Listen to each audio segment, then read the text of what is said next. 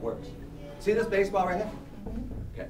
I'm going to tell you a story now. Many years ago, I went to a New York Met, Los Angeles Dodger baseball game. I grew up in Connecticut. New York Mets were one of my favorite teams.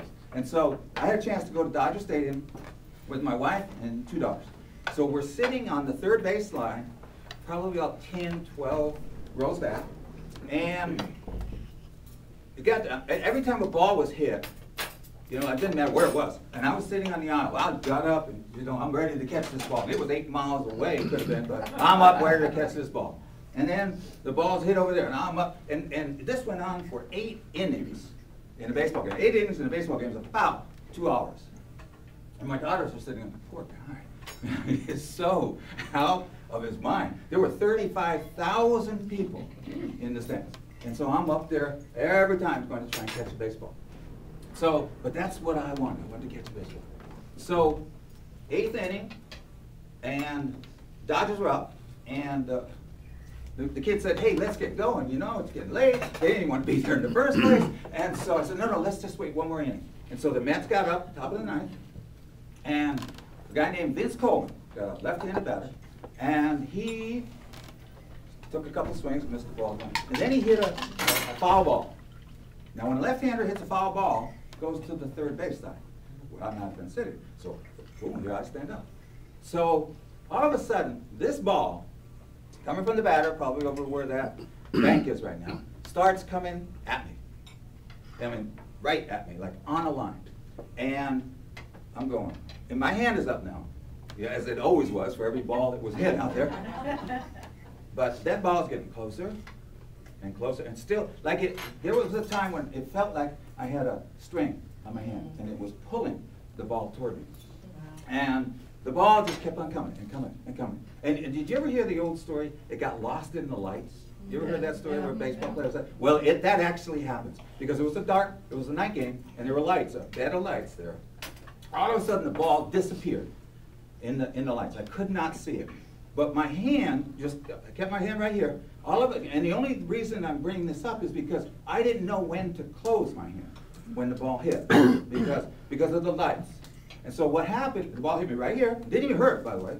The ball hit me right here, and then bounced into the chair. Now, in the old days, when I used to go to a baseball game, there was a place where the seat did not connect to another seat. There was a little space there. Well, at Dodger Stadium, you know, God is good to me, he left the seat with no space. So here goes the ball, boom, right into the seat. Now, there was a guy behind me, he was probably at 75% intention, because he wanted to get the ball, but no way.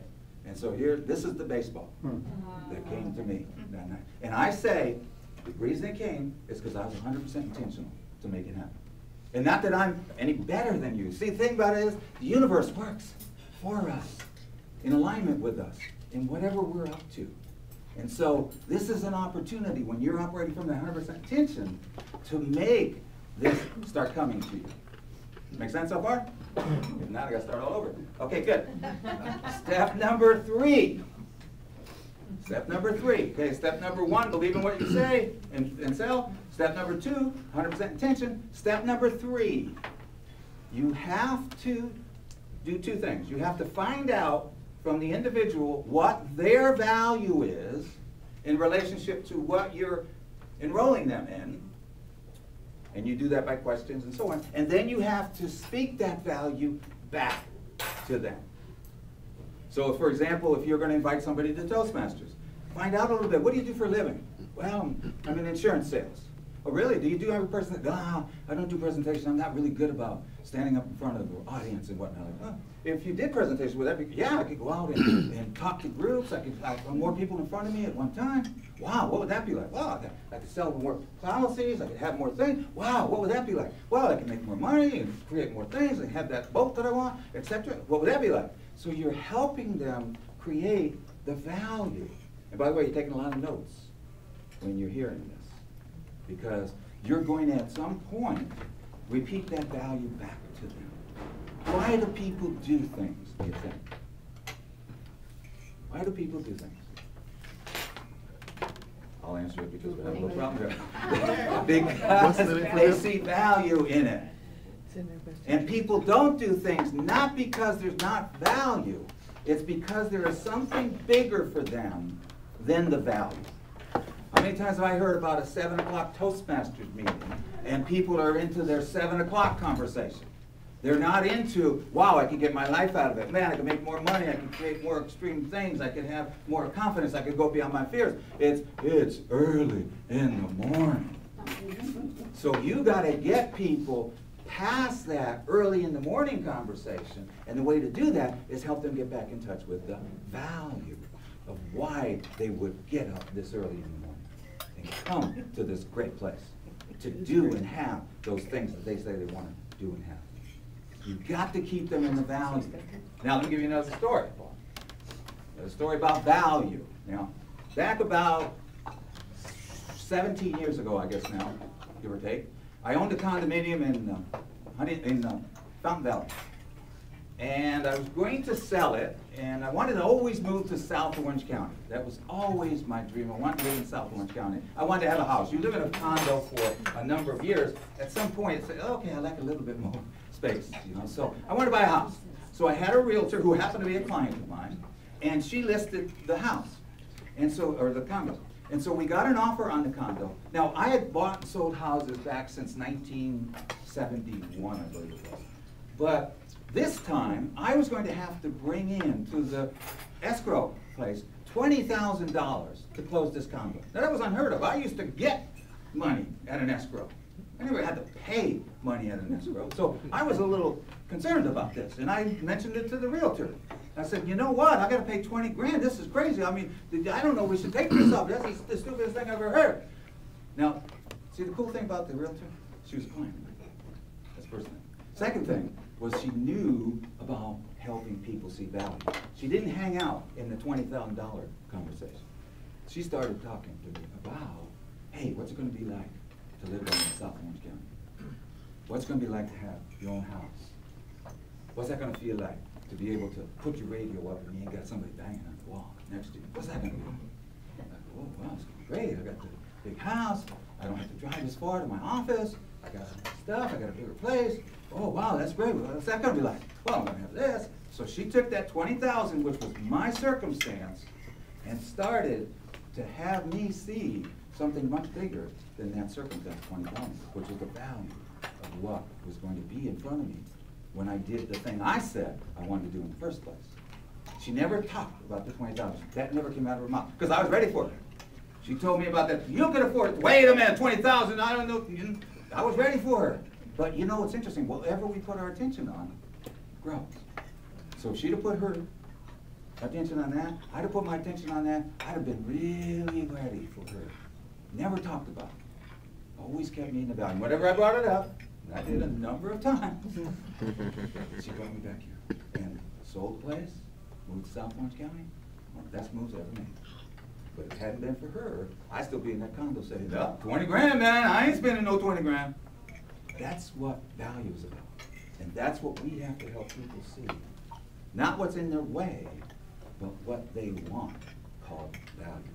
And the best way to do that, again, is to ask questions, get them really to experience the value. Not like an intellectual conversation, but an experiential conversation. How's that like? What's that like? What's that feel like? Get them to feel it. Get them to the emotion of having what you say you want. And then the mind and the body all take on the same kind of physiology as if they were actually having it happen. This is what we can do. So you got to help them see the value. Fourth thing, most important, is you've got to call people to action. You've got to ask them to take action. What do you think is the number one most common negative trait of human being? Now I know you guys don't do this, so it's procrastination. Number one, I say, I've been around people a long time. I've been people for a long time. Number one most negative common trait, human being, procrastination. So you can't let people do that, because they'll do it naturally. You got to ask them to take action. One of the best ways I know to ask somebody to take action, write this down. Would you be willing to, ... Would you be willing to, ... And the ... is whatever it is you're asking. See, once you got them in this value conversation, That's when you want to ask them to take action. If you got a whole bunch of circumstances, oh, I can't get up that time, don't ask them to take action. They'll find all the reasons why not to do it. So you got to get them into that place of being high about what you're asking them to do, and then ask them, hey, so based on that, would you be willing to come to a meeting on a Monday morning to find out a little bit more about it? Would you be willing to get together so we could have a conversation that could perhaps help you get those goals met? Would you be willing to come in and see what we're talking about here? Would you be willing to? Now, what if they say no? What does that mean? What's no mean? Not yet. What's that? You didn't do a good job. Not yet. They don't yet see that. No does not equal rejection. Not yet. Remember that. No does not equal rejection, because if we think no equals rejection, we're going to stay away from no's, or any conversation we could have with a no. So, and we don't get up in the morning and say, geez, I can't wait to get rejected today. So, so you're going to stay away from no's. No. No means they don't yet see the value. Your job is to help them get back to the value. So, and by the way, it's been estimated that in sales, most people say 4 times no before there's a yes that's created. And it's interesting because it's also estimated that most salespeople stop after the first or second no. And they also say that 20% of the salespeople are making 80% of the money. The reason for that is they're willing to go beyond the valley of the shadow of death, called those other no's. So your job is to help them. And by the way, one of the best things, and this is, I'm going to wrap it up here for you now. I wish I could spend an hour with you guys, but this to me is probably in anything that we do. Where life is about enrollment. It always is. It always will be. It's all about enrollment. And it's about helping others get their goals met. And one of the most important things I say for a human being is to contribute to another human being. That's the biggest high. It ain't the money. It ain't the cars. It's contributing to another human being. And the art of enrollment is a way to do that. So how many are willing to take this on to this point, to this day, practice this for just the next 30 days straight? How many people will do that? Oh, yeah. All right, good.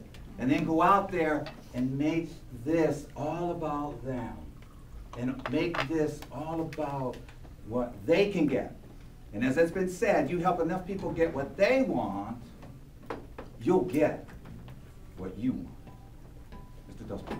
All right. Yay! Beautiful job. Thank you, sir. If you